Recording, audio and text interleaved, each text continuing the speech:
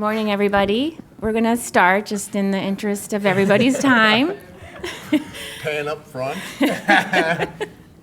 Thank you all for coming. I know it's a cold morning and everybody's busy, so but it's a good point in the year to just take a minute and get a chance to ask our wonderful principal and assistant principals any questions, any things that are going on in your student's life.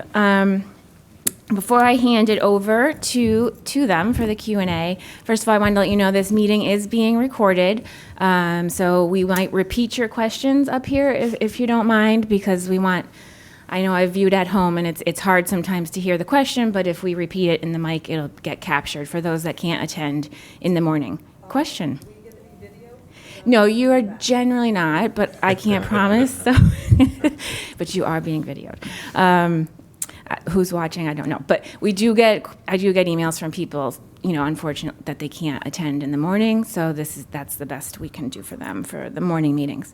I just wanted to point out a few calendar items as well, because we have some upcoming events that might be of interest to you. Tomorrow, we have a 10th grade networking meeting that is focused on explaining the GPA and introducing Naviance. Again, any of our networking, I say it's 10th grade, but anyone is welcome to come. Next Tuesday on the 19th, we have a senior networking session where Tracy Masella will speak, and she's a great speaker if you haven't heard her. The topic there will be about the college decision-making process, a little bit about the senior internship program. Again, so it's mostly directed to seniors, but anyone is welcome. And then in December, on December 5th, we have a freshman networking session geared toward midterm prep and explaining the midterms to those that it's new to them. But again, anyone might want to participate in that. And then in December as well, there's a flyer over there. The district is bringing a great speaker in. His name is Alex Selkever, who will speak about the book that he co-authored, Your Happiness Was Hacked: Why Tech is Winning the Battle to Control Your Brain. So it's a very interesting book. I've started listening to it, actually, but he'll give some strategies on how to deal with the technology that is just the reality of our lives, our children's lives, and some strategies to deal with that.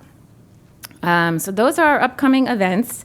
And then I'm just going to hand it over to Bill to introduce himself, the assistant principals, and their roles, and then we'll do a Q&A. Okay. Awesome. Well, thank you. For those who don't know me, I'm Bill Egan. I'm the principal here at the high school. Truly, we're very proud of New Canaan High School. This is a special community, and truly, I think, the best high school in the state. We're working hard to try and create more opportunities for kids, personalize the learning experience, and reduce stress wherever we can. So with that, I'll turn it over to Christy and introduce herself and share a little bit about her role here. Sure. So Christy Carrero, I work with the 9th and 12th grade classes this year. I also work with facilities, school safety, the math and science departments, school climate, parking, all the fun stuff. Hi, I'm Larry Sullivan. I am currently working with the 11th grade. I think, as most of you know, we follow a model where we move up with our grade levels. So I've been working with this class since they were in 9th grade. I work with the English department, the school counseling department. I am also the coordinator for those of you who have juniors this year or had them last year. I work on the state testing, which is now all lodged within the junior year. Ari Rothman. I have this year's 10th grade, and we'll follow them through, starting with them last year. I have, I love working with co-curricular activities, clubs, organizations, things like that. Also working with Christy on school culture and a lot of our other emotional intelligence initiatives. And I oversee social studies, career and technical education, and health and physical education. That said, we could turn it over to you guys to ask some questions. We'll repeat the questions so that we get them on camera. But go ahead. When do we go to the assistant grade rep versus your guidance counselor? I don't understand when we go to you if we have questions, or I'm just curious. I guess if somebody has a more definitive answer, if you have a question about a academic concern, I think you start with the teacher first, you know. If you feel like it's not resolved and you feel like you could turn to your counselor, then do that. If it's something more serious, like something is happened that is a discipline nature for your child or something like that, then I would say skip all that and come to the assistant principal. But it's kind of like a lateral referral. So you start with the lowest level and try and work out the issue. And so you start with the teacher, then go to the counselor, then come to the assistant principal. A lot of times the counselor will involve the assistant principal if they feel that it's kind of rising in nature.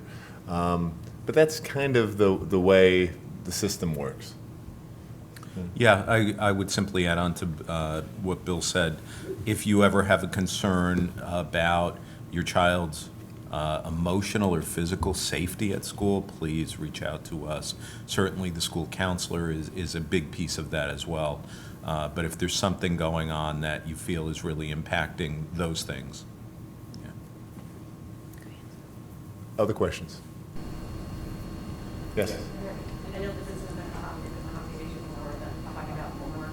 How do like teams and teachers communicate with each other about the homework they're getting and when they're getting tests? Because I understand that tests have to be given at certain times, but there's sometimes where my child's having like 4 or 5 tests within 2 days of each other.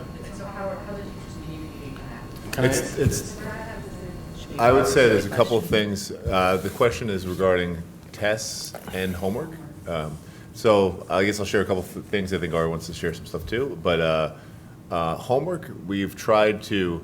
It's hard for teachers to communicate, right? They're in different subject areas, and there's isolated in a way. You know, the math person is not necessarily communicating with a science person. It could be different grade levels, different things like that. But what we have done is tried to interact some things that will make sense to try and reduce stress. We've asked teachers to try and keep homework to 25 minutes a night. We're continually surveying both the teachers and kids, and there's a little discrepancy on what they think as far as how that works. So, but we are opening up the conversation to that. We've also asked you as parents to be cognizant of how your child does homework. You know, I have a student, she goes to a different town, I live in Bethel. But she is a good student. She's in all honors classes. She works really hard. She's got a lot of challenging work. But I'm constantly saying, why do you have that phone near you? You know, and trying to get it away from her, but then she needs it for something, and then it's near her, and next thing you know, I forget, and then it's an hour later, and she's still not further enough along. So, like, that happens to me as the high school principal. So I can only imagine, and I'm not saying you guys are not better than me, because I'm sure you are, but it has to happen to you guys as well. You know, so it's a challenge to continually fight that battle. As far as tests, we did enact a policy here, really I think it's 2 years ago at this point, that we asked that there be no more than 2 tests a night for a child. Now, the teachers won't know that, right? But the child does. So the child can go up and ask a teacher out of a test. So, hey, listen, this is overwhelming for me. I have too much. Can I move this test? So that's always the possibility. There are times. Ish. Sometimes they might not, and that's where you can kind of involve us to help with that if we need to. You know, because they're feeling maybe under stress or pressure too to get some stuff done. I get that. And there are times in the year, right? You get toward the end of a quarter or toward the end of a semester. There are times where they feel like, geez, I want to get this in. I want to make sure I'm giving kids enough opportunities to really show their performance, you know? So sometimes that happens and it's unintended consequences. But it's really the conversations. Remind the kids that if they have more than, 2 or 3 tests, that they can be that they can ask to move. Do kids know that option? Yes. Yes, Yeah. they have. And part of it, the same thing goes with the homework as well. The more direct communication between the student and the teacher is ideal. Unlike a middle school where the teachers are teamed and they can do the planning for the kids, Bill's point's an important one. You know, a kid has 5 to 7 teachers. They, you know, and particularly at the end of a quarter or right before a vacation, everybody is trying to get that assessment in. Students, even before we had this formal policy, there has always been, and we have to constantly remind people about it, there has always been the opportunity for a kid to go to a teacher and say, I've got 3 tests. Can I take yours the day after? Now, what Bill was referring to is, obviously a teacher wants to get the tests back to the kids and go over them as soon as possible. There are situations where, for no particular reason, a student goes to a teacher, always the same teacher, to say, can I do your test later on? The teacher may say, please try and do that. But that dialogue is important. And getting back to the question about counselor, administrator, whatever, if a kid is not comfortable doing it, obviously, we're going to encourage them. But if the counselor or the administrator, needs to just say to the teacher, yeah, this is what so-and-so needs, fine. Are teachers receptive to, like, my daughter is shy and really does have a hard time speaking to her teachers about things like that. Are they receptive to me, and I would much, honestly, in this, and I think it's a perfect example, my answer would be, have her go to her counselor. Because that's important. That's important to build that student-counselor relationship. And the counselor's job is to advocate, not blindly, but advocate appropriately for the kid. Getting back to the question of homework, what we're asking kids and teachers, limit it to 25, 30 minutes per subject, per night on average. But we also need the kids to say, this took me 45 minutes. Because again, as a teacher, yeah, I can do it in 25 minutes.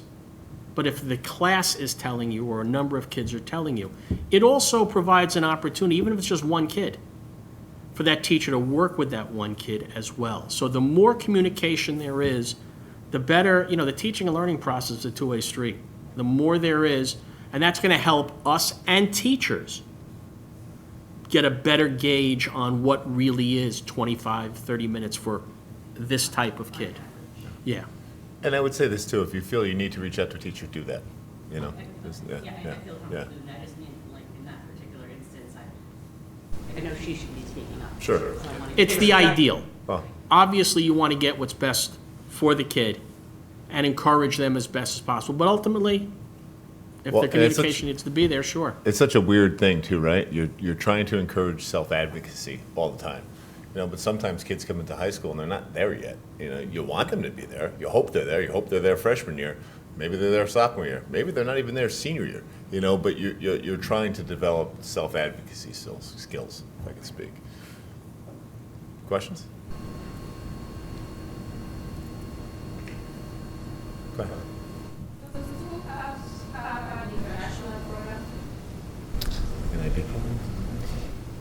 Do you mean like a student exchange program, or, Oh.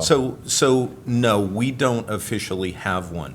That being said, we have hosted international students that are brought in by other organizations who then find families for them to live with in New Canaan.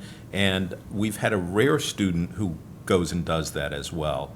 But no, we don't have our own program itself. And part of that has to do with a lot of the, I don't know, there are laws around all that stuff now. So if we're bringing kids in from another town to here, just like if we were to send our kids somewhere else, you'd want to make sure they're fingerprinted, they're safe, all that stuff. You don't want to send kids into an environment that we're unsure of.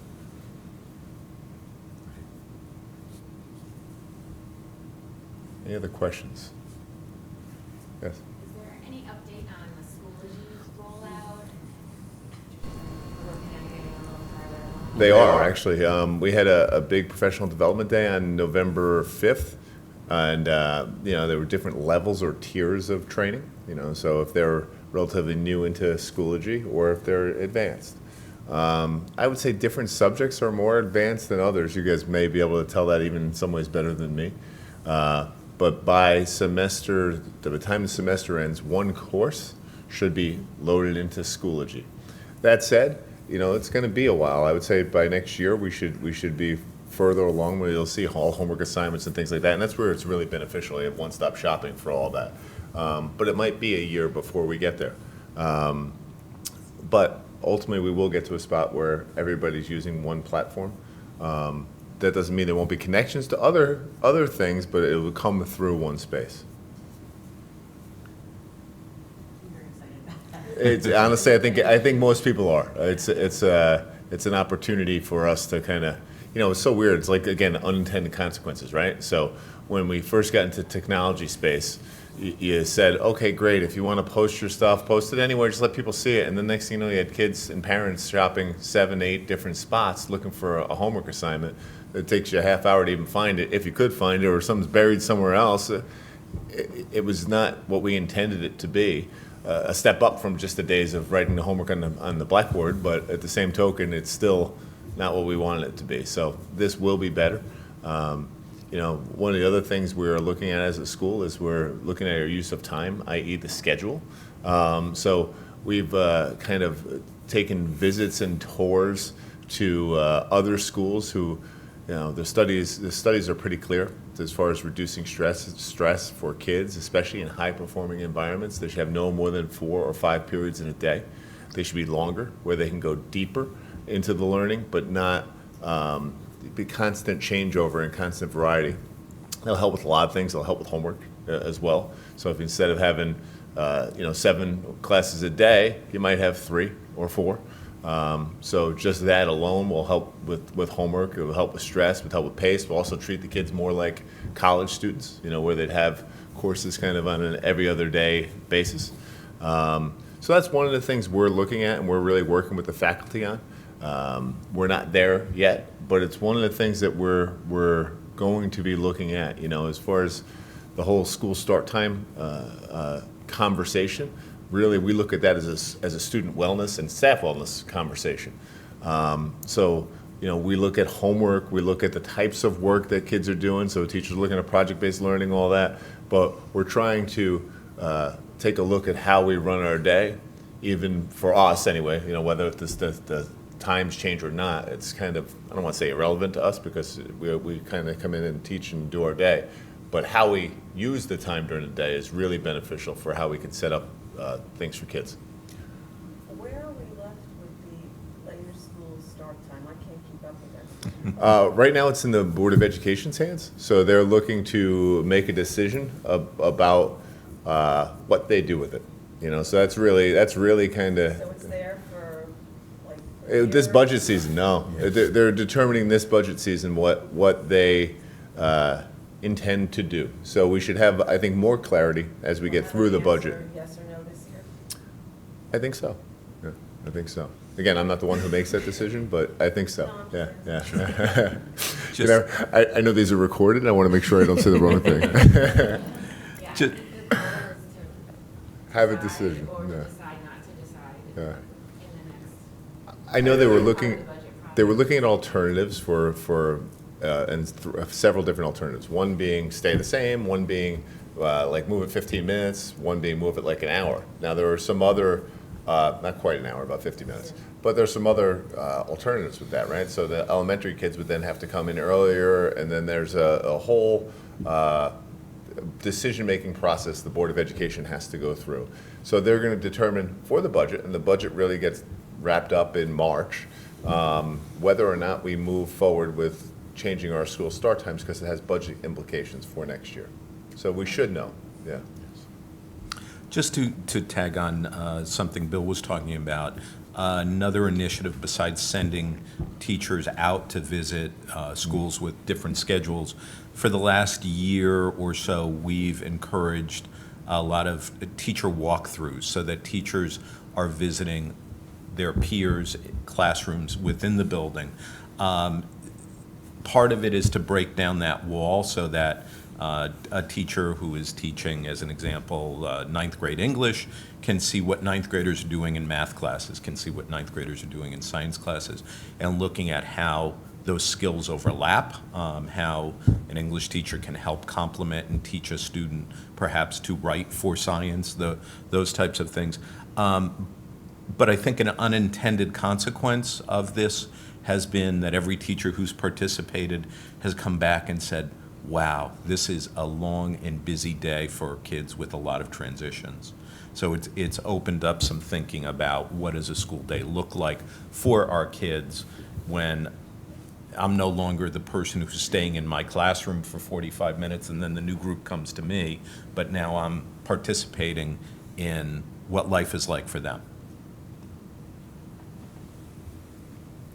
Any other questions? Yes? As you started to look into the block scheduling, have you seen any challenges to being able to stay focused for an hour and a half on one subject area? That's my biggest concern. I feel like getting up after an hour and stretching your legs and walking around might be good at that age.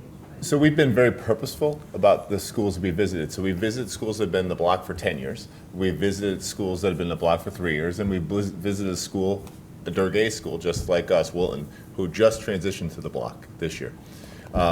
In every single scenario, every child that we saw said they would not go back. They love it. They think it's awesome. You know, there's some teacher concerns about how we set it up as far as planning, professional development, things like that, so they can do a good job for kids. You know, truthfully, if you lecture and you try and lecture for 85 minutes, you're going to die. And the kids are going to die. Wrong choice of words, I guess, but realistically, it'd be an awful experience. So we need to provide professional development and opportunities for teachers to really look at their curriculum and say, how can I do this in a way that chunks the material, that's engaging for kids, and makes it a dynamic experience? Most of it, whether you're successful in 47 minutes, 45 minutes, or 90 minutes, or 80 minutes, is about instructional planning and good instruction. Good instruction wins the day. Bad instruction does not. So that's really the biggest thing for if you're going to sit there for a long period of time, you know. So the instructional format would essentially change. Correct. Correct.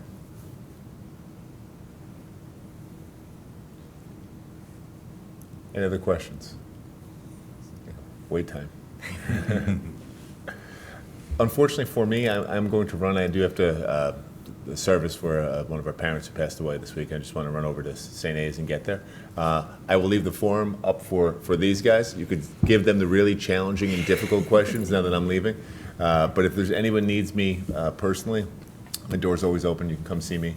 I hope you guys are having a wonderful experience here. And again, I think the world of this school and this community. So thank you so much. Thank you. Bye. Thanks, Bill. Thanks. We're still meeting, but this is a good chance to do something I forgot to do in the beginning. We had one item of business as a general meeting to approve our minutes from our last meeting, which are over on the table. I don't know if you all were able to attend that meeting. It was with our guest speaker, Christina Youngs, and it was really good. It's on the website if you'd like to watch it. But our minutes, I must say, are also very detailed and provide a lot of the points, the strategies that she laid out. So take a copy when you're done. But I'd like to see if there is a motion to approve the minutes from the October 16th general meeting.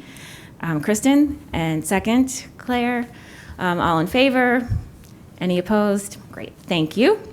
So we're going to continue if you guys have questions. I just thought since I was lucky enough to go to the block scheduling panel that Bill just mentioned in Wilton just last week, I guess it was, and I had no super, opinion one way or the other or much information about it, but we'll see what happens. This is just my take on it. But we had a lot of our faculty attend, over a dozen, and they had about a dozen of their students come in. I couldn't stay the whole day because then our faculty went on to meet with more of their faculty. But the students, our kids these days are so articulate and so well explained how their day has changed. But every single one of them loved it. They were nervous about it in the beginning. They had some negatives, but overall, it has reduced their stress. They feel much more relaxed. A lot of them mentioned getting much more sleep. They can plan their schedules better.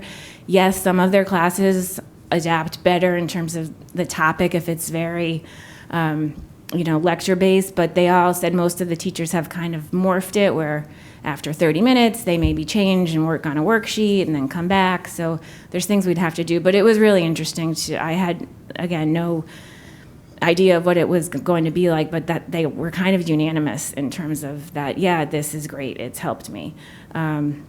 And they had about a dozen parents come in too, I forgot that part in the beginning, and give their viewpoint, and they pretty much agreed as well. Again, hurdles, of course, but they are only 2 months into it as well. It's their first year, so I think it'll only get better. Are there other questions? Yes, so if they decides to go to block time, when will that start? I'll let you guys It would answer that. not, we're not looking to change the schedule for the next school year, but maybe the school year after that. So not next year, the following year. Right. Right. Because what you want to do also, and this goes to the question about, what we don't want is to sort of conceptually take two 48-minute periods and lump them together. And so at the very least, there will be a strong and concentrated dedication to looking at instructional models that work.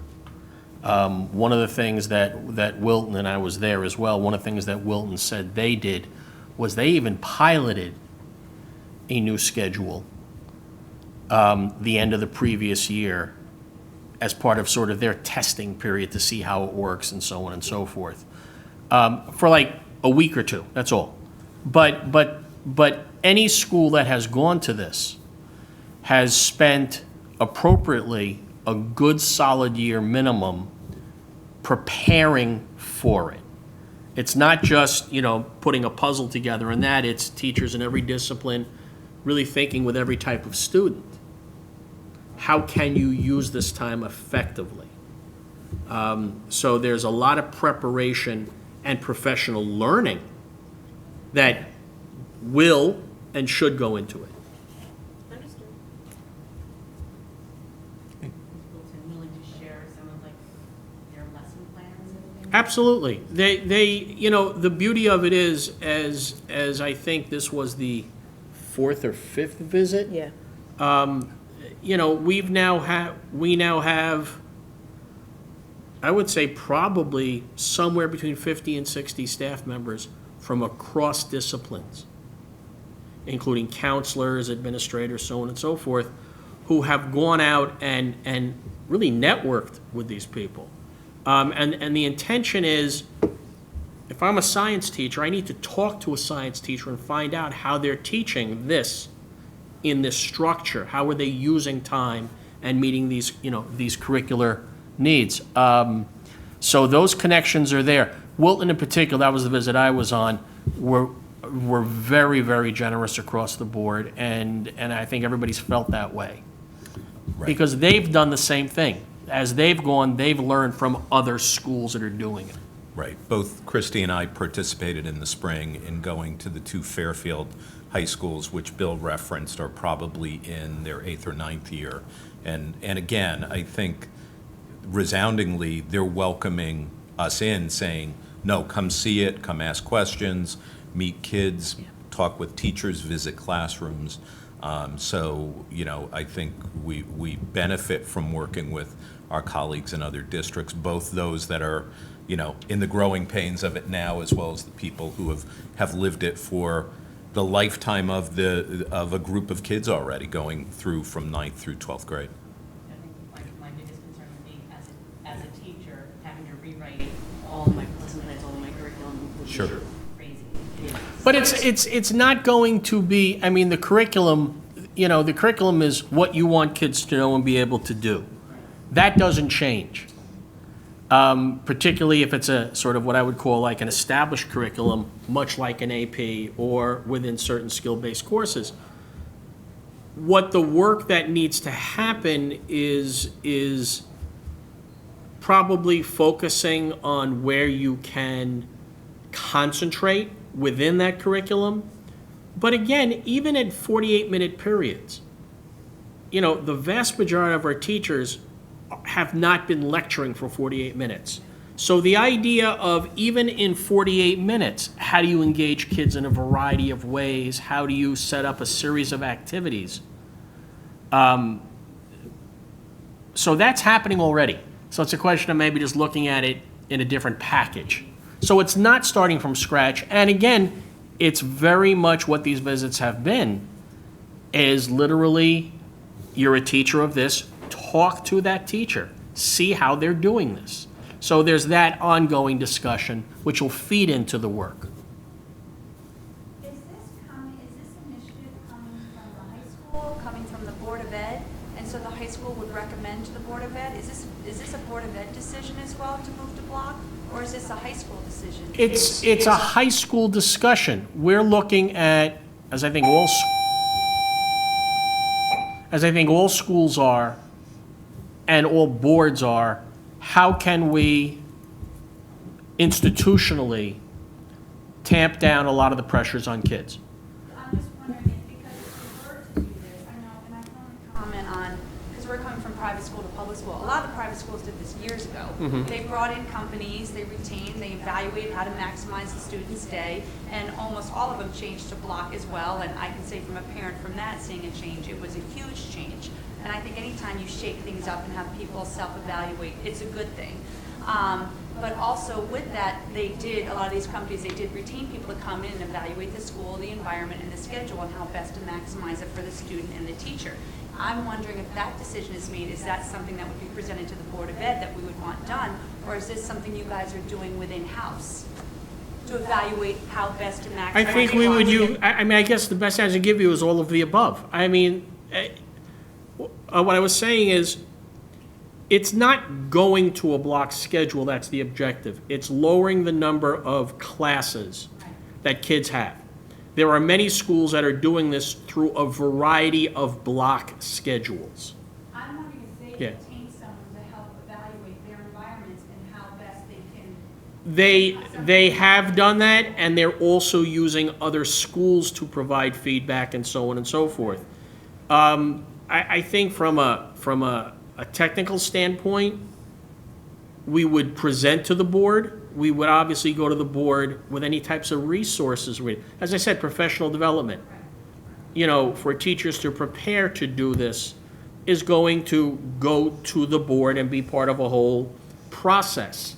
But we're already using a variety of pieces of well-established research that are guiding these discussions and these inquiries, and we're finding that schools that have similar students and similar communities that have done this, as Larry explained, to varying degrees, that's actually very effective.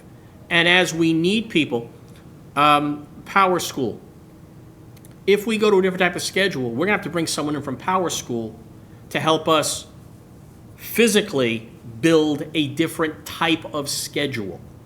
In terms of other areas of expertise, we'll bring them in as needed, and as we've seen, others have benefited from it. It's very much word of mouth. The whole discussion in Wilton, for instance, the most recent one, and it's been everywhere, is how did you get here?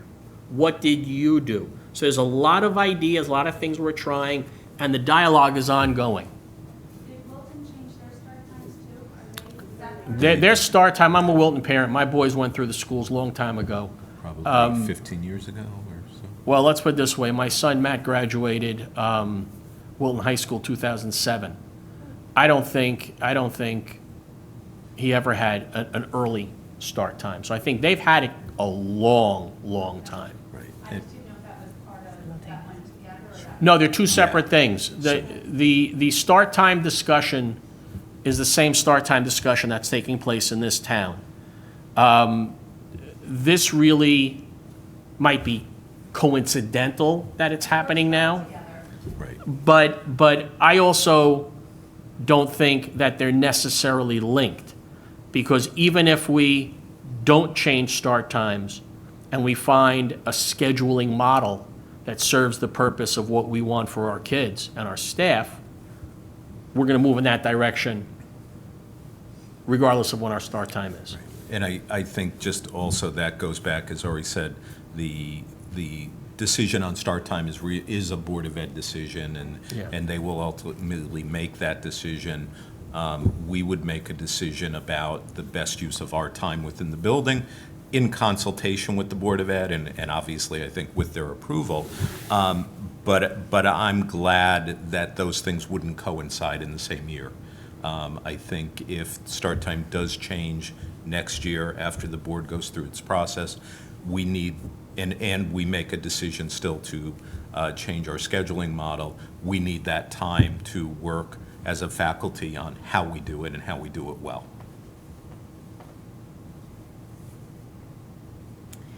I have one question I think that people might have or might not know they should have. Maybe you can answer, but it came up ahead of time. Midterms, they're a ways away, and we're going to have a meeting about specifics, but can one of you speak to the change how that timeframe, the schedule is different, that just for freshman parents that are first time here, that it's a change that might impact them. And then some of the things that we do in school to kind of make that environment stress managed. So one of the ways it is different is the intentionally, so kids aren't taking 3 midterms on any given day, there will be 2 midterms offered on any day, and usually they'll follow the pattern of the schedule. So the first day of exams will be periods 1 and 2, the next day periods 3 and 4, and so on. Now, built within a kid's schedule, generally there will be classes that don't give an exam as well. There's no exam in PE, there's no exam in a health class. They'll have completed their coursework in those. So it really does help, in most cases, a student break up their exam burden and helps them best prepare for it. The exams are run only in the morning, so that by 11:45 students are done testing. Now, teachers are still here through the full school day. The buses still run at the regular times. So teachers may be offering review sessions in the afternoons before an exam. If a student has a conflict and misses an exam, that's often time that a student can meet with the teacher and make up an exam as well. Really, I would say you'll see from the time we return from the December break, teachers are really working with students. They'll oftentimes be given a review packet even right toward the end of December that students will be working on to help them organize themselves for the exams. I don't want to monopolize. No, and then in between the exam times, I believe there's about 45 minutes. We have scheduled wellness activities that students don't have to participate in, but are available to them if they want to. The PFA provides awesome snacks that always go. We have some therapeutic dogs that kids can pet. There's game rooms, there's silent reading rooms, there's activities like physical activities in the gym. Last year there was some yoga and meditation, so there's other opportunities for students to try and help distress. I've always wanted to ask this question. Where do the dogs come from? We round up stray dogs that have no tags and we have no record of their health, and we just let them run free. We're driving through the streets of town at 5 a.m. I mean, there are organizations. I don't know, Chris, do you know the exact organization? I don't know the exact organization because the Honor Society helps with that, but there are dogs who have certain, I don't know if it's certifications, but to be an actual therapy dog. They're trained exam stress relief dogs. My dog wouldn't follow. The other piece is, if your student doesn't have an exam that day, that morning, that period of time in the morning, they don't need to come in. Obviously, we only run the buses at the start and end of the day as usual, but if a student is able to transport themselves here, they can sleep in that day, just as, if they don't have a first period class, they can do that as well. When does some start? Last 4 days of the semester. And this year, that's It's, I think, 1 or 2 days before, Martin Luther King. I want to say around January 18th, 19th, then we have a 3-day weekend and a few more. Right. And that would only change if we had a number of cancellations due to weather. Because then we just extend the semester. Right, so right now, if all goes to plan, they would start on January 16th. I know that, sorry, I have a lot of questions. I know that our school is shut down right now for us. How are we supposed to see our kids' schedule though? Like, I don't care about their grades, but there's sometimes it's nice to be able to know what their schedule is to help them with their schedule, but there's no access to it. You can't even get is there another way also to find the teachers' emails, or I use that for all my sources, but because of the quarter ending, our school shut down Right. for access. But I wish they could shut down the grade part. I don't think you can shut down parts of it. I think it's either access is closed or open. Again, for kids who need a schedule, or if there's any information, you can stop into any office and just ask a schedule to be printed out. I mean, in terms of that. Right, and you should be able to find any teacher's email on the school website directory as well. In general, I think, of course, we're now so used to the world, even on the first day of school, where kids don't have the paper schedule anymore, and they've taken a picture and they're on their phone with it. So I think if they've taken a picture of their schedule, even if they haven't printed it out, you know, have them share it with you so that you can have access to it if you're not sure. When grades are available. Right now, I mean, the reason it was shut down is because, and this is my personal opinion, Power School is never accurate except when grades are posted, because things are fluid and moving on. And the reason it's been shut down, you know, at the end of a quarter is for teachers to calculate grades, to put stuff in, to, you know, correct any type of weighting that goes into it. So as soon as grades are done, there'll be an email that says grades are available, and it'll be reopened. I think it's later today or tomorrow Right. that it's Yeah, going to I reopen. believe tomorrow you should be able to see. But there will be a notification that it is open. Any other questions? Going once, going twice. Okay, well, thank you to all Sure. three of you for being here and being open to our questions. Thank you all to coming. If anyone has any questions they'd like to discuss individually, can hang around, get a cup of coffee, and thanks again. Thank you. Take care.